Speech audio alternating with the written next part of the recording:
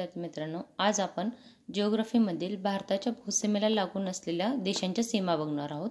याच्यातील question आहे असे एक्झामला येतात, म्हणजे याचा बांगलादेशची सीमा किती लागलेली आहे किंवा कुठून लागलेली आहे किंवा त्याचा क्रम काय, सर्वात जास्त सीमा कोणत्या देशाची लागलेली आहे। आपल्या ही ट्रिक्सनुसार बघितलं ना, आपल्या देशात तसं लक्षात राहायला मदत होते। म्हणून चला मग सुरुवात करूया ट्रिक्सला।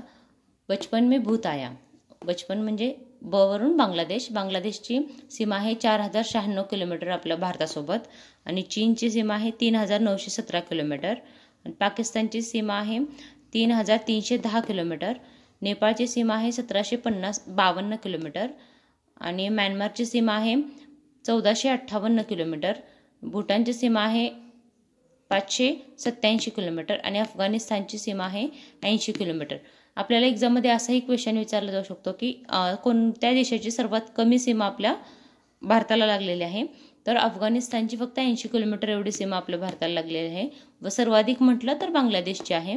हे क्रमानुसारच ट्रिक आहे, ट्रिकने लक्षात ठेवलं तर एक्झॅक्टली आपल्याला क्वेश्चन जसा हवा आहे तसा आठवू शकतो एक्झाममध्ये, व याच्यातील मार्क जाणार नाही।